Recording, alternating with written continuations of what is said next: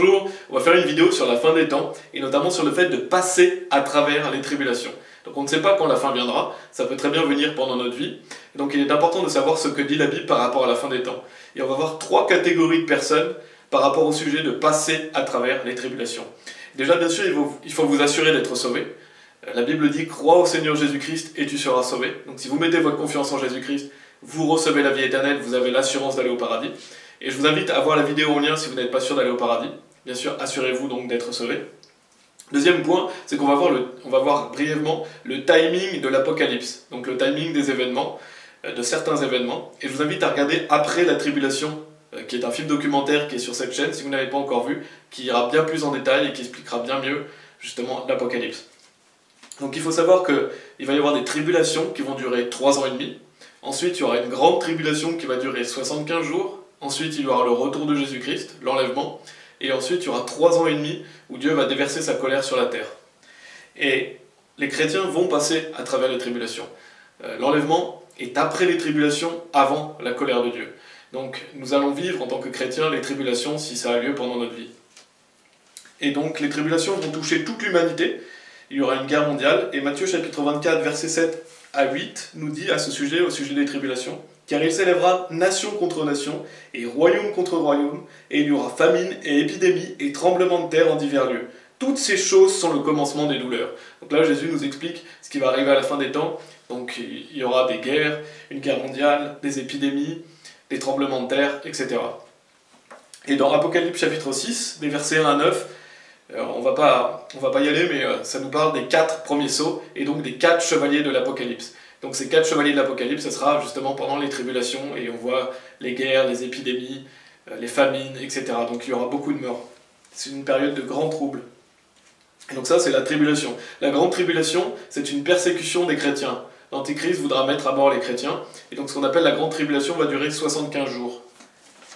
Et ça, c'est vraiment ciblé sur les chrétiens. Dans Matthieu chapitre 24, versets 21 et 22, il est dit à ce sujet « Car alors il y aura une grande tribulation, telle qu'il n'y en a pas eu depuis le commencement du monde, jusqu'à maintenant, non, il n'y en aura jamais plus. Et si ces jours-là n'avaient été abrégés, aucune chair ne serait sauvée, mais à cause des élus, ces jours-là seront raccourcis. » Donc là, ça nous parle de la grande tribulation, qui sera une persécution des chrétiens. Et dans Apocalypse chapitre 13, verset 7, il est dit aussi à ce sujet, donc en parlant de l'Antichrist, « Et il lui fut donné de faire la guerre aux saints et de les vaincre, et le pouvoir lui fut donné sur toute parenté, et langue et nation. » Donc on voit qu'il y aura une guerre contre les saints, et donc que les chrétiens seront mis à mort. Et bien sûr, il n'est pas sujet d'avoir peur. Dieu ne nous a pas donné un esprit de crainte, mais de force, et d'amour et de bon sens. Donc c'est pas question d'avoir peur, c'est question de savoir ce qui va se passer. Et il y aura donc le retour de Jésus-Christ. Le retour de Jésus-Christ, et après les tribulations. Dans Matthieu chapitre 24, versets 29 à 31, il est dit à ce sujet, immédiatement après la tribulation. Donc on voit que le retour de Jésus est vraiment immédiatement après la tribulation. La Bible est claire à ce sujet. De ces jours-là, le soleil s'obscurcira et la lune ne donnera pas sa lumière, et les étoiles tomberont du ciel, et les pouvoirs des cieux seront ébranlés. Et alors apparaîtra le signe du Fils de l'homme dans le ciel, et alors toutes les tribus de la terre seront dans le deuil, et elles verront le Fils de l'homme venant dans les nuages du ciel, avec pouvoir et grande gloire. Et il enverra ses anges avec un grand son de trompette, et ils rassembleront ses élus des 4 vents depuis un bout du ciel jusqu'à l'autre bout. Donc on voit l'enlèvement, et ensuite la colère de Dieu sera déversée sur terre. Quand les croyants seront enlevés, ensuite Dieu va déverser sa colère sur la terre.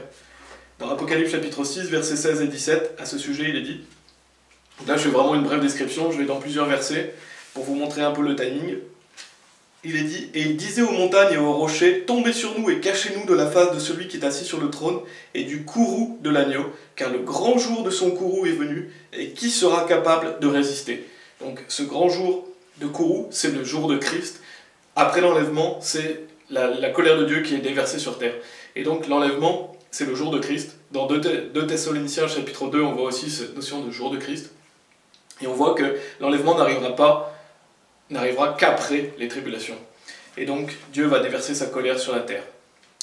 Et donc ça, c'est la deuxième partie, c'était un bref timing de l'Apocalypse. Là, on va voir dans une troisième partie, en détail, les 3 catégories de personnes qui vont passer à travers les tribulations. Et on va voir un peu plus la deuxième et la troisième catégorie, plus brièvement la première. Et la première catégorie, c'est justement la catégorie dans laquelle on ne veut pas être en tant que chrétien. Parce que là, je parle à des personnes sauvées, je parle à des chrétiens. Ces trois catégories de personnes, ce sont des personnes sauvées. La première catégorie, c'est la catégorie dans laquelle on ne veut pas être, tout simplement. Parce que ce sont les personnes qui ne vivent pas pour Dieu. Ce sont les personnes sauvées, des personnes qui sont sûres d'aller au paradis, qui sont sauvées, mais qui ne vivent pas pour Dieu, qui vivent dans la chair, qui vivent dans le monde, qui ne servent pas Dieu. Et ces personnes-là vont très certainement mourir pendant les guerres, pendant les épidémies, de famine, etc. Parce que ces personnes-là ne vivent pas pour Dieu. Et donc ce n'est pas une mort pour Christ, c'est simplement une mort qui n'honore pas Dieu, tout simplement. Et dans cette catégorie, on ne veut pas être. Et c'est très important de savoir qu'on ne peut pas survivre sans Dieu. Vous ne pourrez pas survivre aux tribulations, vous ne pourrez pas survivre à tous ces événements qui vont arriver sans Dieu. C'est impossible. C'est Dieu qui protège, c'est Dieu qui pourvoit, c'est Dieu qui va nous nourrir. Et on ne pourra pas survivre par soi-même. Il nous faut Dieu. Donc il faut avoir confiance en Dieu, il faut servir Dieu, et Dieu va nous aider à passer à travers justement tous ces événements difficiles. Parce que c'est Dieu qui protège, et c'est Dieu qui va nous nourrir pendant les tribulations. Il vaut mieux ne rien avoir préparé, n'avoir aucune réserve, rien avoir préparé pour survivre, et avoir Dieu, plutôt que d'avoir fait tout un tas de préparations, d'avoir un bunker, d'avoir des aliments, et ne pas vivre pour Dieu. Il vaut mieux avoir Dieu avec soi, plutôt que d'essayer de survivre par soi-même, car c'est voué à l'échec de survivre par soi-même. Et donc, et bien sûr, le problème, c'est pas d'être prévoyant, c'est très bien d'être prévoyant, le problème, c'est de vouloir survivre sans Dieu. Ça, c'est un gros problème. De croire qu'on peut survivre sans Dieu, de croire qu'on peut survivre sans servir Dieu. Ça, c'est un gros problème. C'est impossible de s'en sortir par soi-même. Et c'est Dieu qui va nous nourrir. Dans Apocalypse chapitre 12, verset 6, on reviendra sur ce verset un peu plus loin, mais on va lire le verset 6 d'Apocalypse chapitre 12, où il est dit « Et la femme s'enfuit dans le désert, où elle a un lieu préparé par Dieu, afin qu'on la nourrisse là 1260 jours. » Et donc la femme qui représente Ève, mais aussi qui représente à certains moments différentes choses. Ça peut représenter aussi Israël, ça représente aussi, la semence de la femme représente aussi les chrétiens. Mais en règle générale, je ne vais pas rentrer dans les détails, mais ça représente Ève, qui s'enfuit dans le désert. Et ici ça parle justement des chrétiens qui vont s'enfuir dans le désert, où elle a un lieu préparé par Dieu. Et le désert, on va le revoir un peu plus en détail, mais le désert, ça représente la tentation, ça représente les tribulations. Elle a un lieu préparé par Dieu, et ce que je veux souligner, c'est qu'il est dit, afin qu'on la nourrisse là 1260 jours. Donc qui c'est qui va nous nourrir? Qui c'est qui nous prépare un lieu pour survivre? C'est Dieu, c'est pas nous-mêmes. Et c'est 1260 jours, c'est la durée des tribulations. Donc on va revenir sur ce verset, mais simplement je voulais souligner par rapport à la première catégorie de personnes, que c'est Dieu qui va nous permettre de survivre, c'est pas nous-mêmes. Et Dieu, il y aura beaucoup de miracles à la fin des temps, c'est une certitude, parce que pour passer à travers tous ces événements, il faudra des miracles, il faudra la protection de Dieu. Et donc, comme par exemple Pierre a été délivré de la prison, certaines personnes seront délivrées, Dieu va agir et faire des miracles dans nos vies, donc ce sera vraiment une période incroyable. Et bien sûr, Dieu est tout-puissant, il est le Créateur, donc rien n'est impossible à lui. Si vous avez confiance en Dieu, Dieu peut faire toutes choses, alors que vous êtes limité, vous n'êtes qu'un humain. Donc ça c'est la première catégorie de personnes, on ne veut pas être dans cette catégorie, et on veut plutôt être dans la deuxième et la troisième catégorie. La deuxième catégorie, ce sont les personnes qui voudront mourir pour Christ. Donc les personnes qui seront martyrs. Il y a plusieurs personnes dans la Bible qui sont martyrs, par exemple Étienne, Jacques. Donc ce sont les personnes qui voudront mourir pour Christ. Et c'est une mort qui glorifie Dieu et qui sera récompensée. Dans Psaume 116, verset 15, il est dit « Précieuse aux yeux du Seigneur est la mort de ses saints ». Donc c'est précieux aux yeux du Seigneur la mort de ses saints. Cela glorifie Dieu que de mourir pour lui. Dans Apocalypse chapitre 6, verset 9, Apocalypse chapitre 6, verset 9, qui est le 5e sceau, donc les 4 premiers sceaux sont les 4 chevaliers de l'Apocalypse. Le 5e sceau, qui est décrit dans Apocalypse chapitre 6, verset 9, nous dit « Et lorsqu'il eut ouvert le 5e sceau, je vis sous l'autel les âmes de ceux qui avaient été tués pour la parole de Dieu et pour le témoignage qu'ils avaient tenu. » Ce sont des personnes qui sont mortes pour Dieu, qui ont été tués pour la parole de Dieu et pour le témoignage qu'ils avaient tenu. Donc ça, c'est une mort qui glorifie Dieu, c'est une mort honorable. Apocalypse chapitre 2, verset 10 nous dit aussi « Ne crains aucune des choses dont tu souffriras. Voici le diable jettera quelques-uns d'entre vous en prison, afin que vous soyez éprouvés, et vous aurez 10 jours de tribulation. Sois fidèle jusqu'à la mort, et je te donnerai une couronne de vie. » Donc on voit que des gens seront mis en prison, on voit qu'on sera éprouvé, Et la Bible dit « Sois fidèle jusqu'à la mort et je te donnerai une couronne de vie ». Donc si vous êtes fidèle jusqu'à la mort, si vous mourrez pour Christ, vous aurez une couronne de vie. Donc c'est une merveilleuse récompense et c'est quelque chose d'honorable. On a bien sûr la mort d'Étienne, dont je vais parler brièvement, dans Actes chapitre 7. On va lire les versets 55 et 56, justement juste avant qu'Étienne meure. Étienne va mourir en martyr parce qu'il a témoigné de Dieu. Il est dit au verset 55, « Mais lui, étant plein de l'Esprit Saint, regarda fermement au ciel et vit la gloire de Dieu, et Jésus se tenant debout à la main droite de Dieu. Et dit, Voici, je vois les cieux ouverts, et le Fils de l'homme se tenant debout à la main droite de Dieu. » C'est vraiment des versets magnifiques. On voit qu'Étienne voit la gloire de Dieu. Et qu'est-ce qu'il voit? Il voit Jésus se tenant debout à la main droite de Dieu. Et en plus, c'est répété au verset 56. Et c'est intéressant de noter que Jésus est debout. La plupart des versets mentionnent le fait que Jésus est assis à la main droite de Dieu. Là, il est mention qu'il est debout. Pourquoi? Parce que la mort d'Étienne glorifie Dieu. Jésus se met debout pour cela. Précieuse, justement, est la mort des saints pour le Seigneur. Et on voit ici que Étienne glorifie Dieu et que c'est vraiment une mort honorable, une mort qui glorifie Dieu. Donc c'est intéressant de noter que Jésus est debout. Et en plus que c'est répété 2 fois, donc ça veut dire que c'est important de le souligner. Et dans Hébreux chapitre 11, verset 35, justement on voit que des personnes veulent mourir pour Christ, veulent mourir pour Dieu, pour avoir une meilleure résurrection. Donc il y a la couronne de vie, il y a la meilleure résurrection. Voilà, au verset 35, il est dit « Les femmes reçurent leur mort ressuscitées de nouveau à la vie, et d'autres furent torturées, n'acceptant pas la délivrance, afin qu'ils puissent obtenir une meilleure résurrection. » Si vous mourrez pour Christ, vous aurez une meilleure résurrection, vous aurez un corps plus glorieux, et vous serez récompensés. Et c'est intéressant de souligner qu'il est dit « n'acceptant pas la délivrance ». Ça veut dire qu'il y avait une possibilité d'être délivré. Ce sont des personnes qui ne vont pas accepter d'être délivrées, mais qui vont vouloir mourir pour Christ. Parce qu'ils veulent une meilleure résurrection, ils veulent mourir pour Dieu, ils veulent glorifier Dieu dans leur mort. Et justement, ça nous mène au 3e point. Et le 3e point, c'est que ces personnes n'ont pas accepté la délivrance. Ça veut dire qu'il y avait une délivrance qui était proposée. Ils ont choisi eux-mêmes de mourir pour Christ. Et donc, ça veut dire que Dieu ouvre une porte pour la délivrance. Et comme on vient de voir, certains veulent mourir pour Christ. Et donc, la 3e catégorie de personnes, c'est justement être vivant au retour de Jésus-Christ. Ce sont des personnes qui voudront être délivrées et qui voudront être vivants au retour de Jésus-Christ. Donc ça, c'est la 3e catégorie de personnes. La première, ce sont les personnes qui vont mourir simplement d'épidémies, de famine, dans les guerres. Donc ce sont des chrétiens qui ne vivent pas pour Dieu. La 2e, ce sont les personnes qui vont vouloir mourir pour Christ. Et la 3e, ce sont les personnes qui veulent être vivants au retour de Jésus-Christ. À ce sujet, Apocalypse chapitre 3, versets 8 à 10 nous dit, versets 8 et 10, Apocalypse chapitre 3, « Je connais tes œuvres, voici j'ai placé devant toi une porte ouverte, et aucun homme ne peut la fermer, car tu as peu de force, et tu as gardé ma parole, et tu n'as pas renié mon nom. » Verset 10, « Parce que tu as gardé la parole de ma patience, je te garderai aussi de l'heure de la tentation, laquelle viendra sur tout le monde pour éprouver ceux qui demeurent sur la terre. » Et donc, la notion de tentation au verset 10, ça parle des tribulations. Et donc, on voit ici que ça parle de ce qui va arriver à toute l'humanité. Ça parle vraiment des tribulations et pas que de la grande tribulation. Ça parle vraiment des tribulations. Ce sont ce qui va arriver à tout le monde, à toute l'humanité. Et donc, il est dit, Dieu dit, je te garderai aussi de l'heure de la tentation. Donc, on voit que Dieu va protéger certaines personnes pendant les tribulations. Et il protège quelles personnes? Bien sûr, ce sont des personnes sauvées. Et quelles personnes? Des personnes qui ont gardé sa parole, des personnes qui n'ont pas renié son nom, et des personnes qui ont gardé la parole de sa patience. Donc ce sont des chrétiens qui vivent pour Dieu, qui ont confiance en Dieu, et qui portent du fruit à Dieu. Et c'est ça qui est très important. Si vous voulez être vivant lors du retour de Jésus-Christ, alors mettez votre confiance en Dieu, et agissez pour lui. Gardez sa parole, ne reniez pas son nom, et gardez la parole de sa patience. Et Dieu vous promet quoi? Il vous promet de vous garder aussi de l'heure de la tentation. Donc il promet de vous protéger pendant les tribulations, laquelle viendra sur tout le monde pour éprouver ceux qui demeurent sur la terre. Donc pour être vivant au retour de Jésus-Christ, il faut servir Dieu. Et notamment donc, pour survivre aux 4 premiers sauts, qui viendra sur tout le monde entier. Donc c'est une promesse de Dieu. Cette promesse est tournée envers les personnes sauvées qui vivent pour Dieu.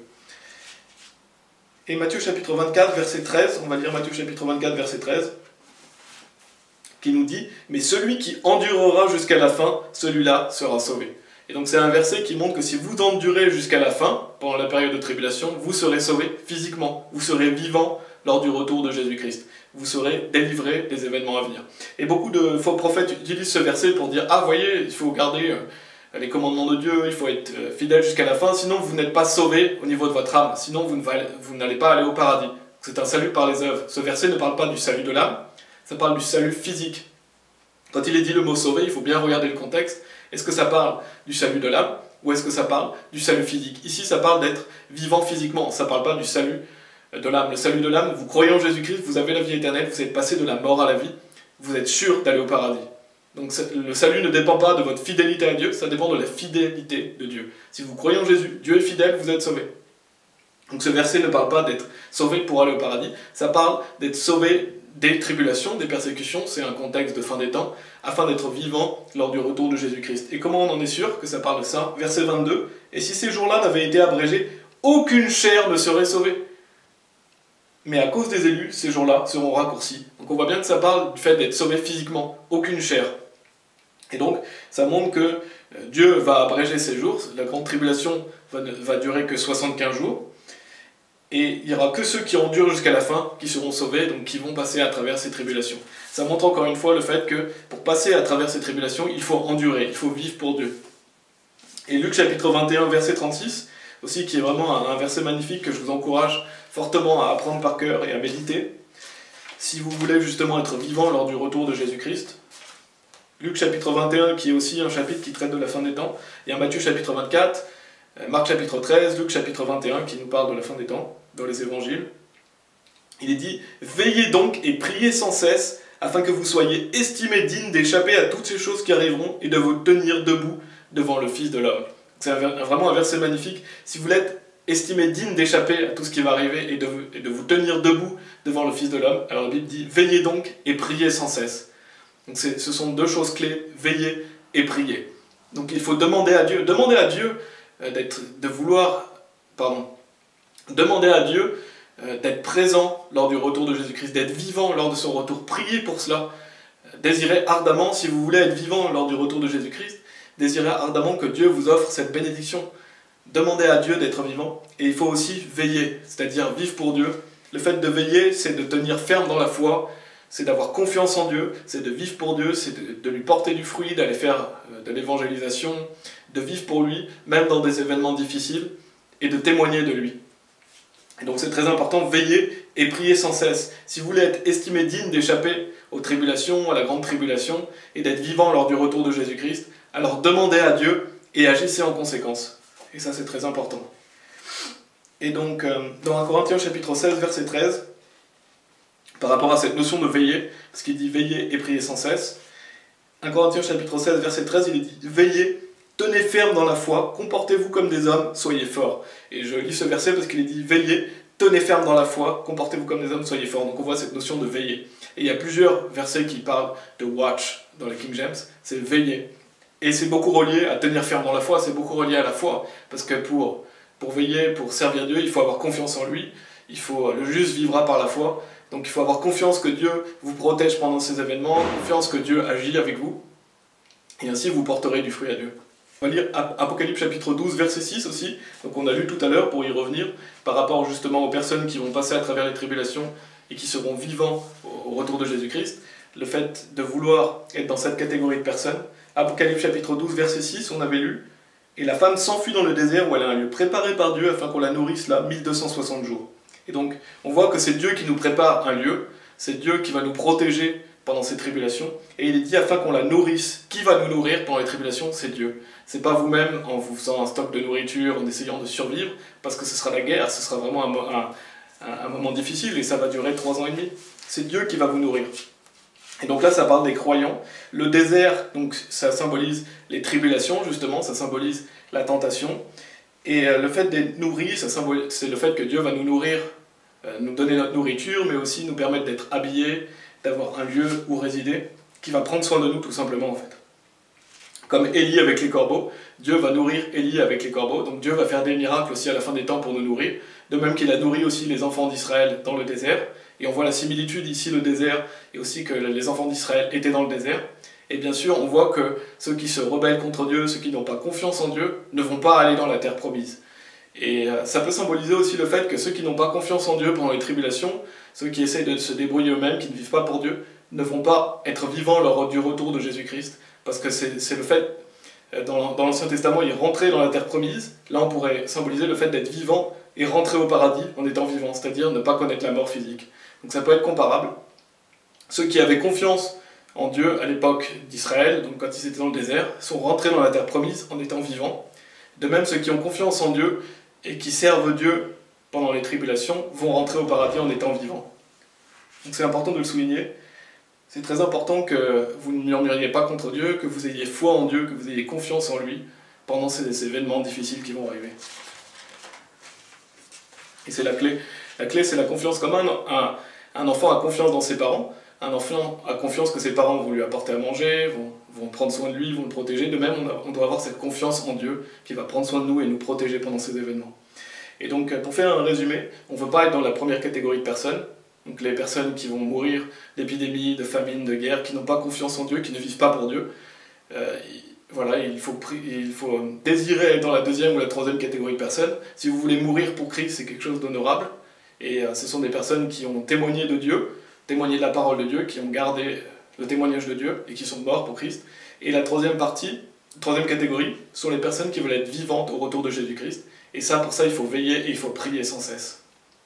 Donc si vous êtes sauvés, vous êtes sûr d'aller au paradis, Dieu soit loué. Donc le temps que vous êtes sur terre, si vous passez dans les tribulations, alors servez Dieu, amenez le plus de gens possible avec vous au paradis. De toute façon, vous êtes sûr d'aller au paradis. Donc ayez confiance en Dieu, Dieu va vous délivrer, il y aura des miracles, il y aura des exploits pendant cette période de temps. Ce sera vraiment un temps troublé, mais aussi un temps où on pourra faire de grandes choses pour Dieu. Et c'est ça qu'il faut vraiment regarder. Et pour terminer, je vais lire 1 Corinthiens chapitre 15, verset 58, qui nous dit « Par conséquent, mes frères bien-aimés, soyez fermes, inébranlables, toujours abondants dans l'œuvre du Seigneur, d'autant que vous savez que votre labeur n'est pas en vain dans le Seigneur. » Donc soyez fermes, inébranlables, ayez confiance en Dieu, et vous savez que toutes les œuvres que vous faites sont utiles à Dieu et vous permettront d'être récompensés. Dieu soit loué.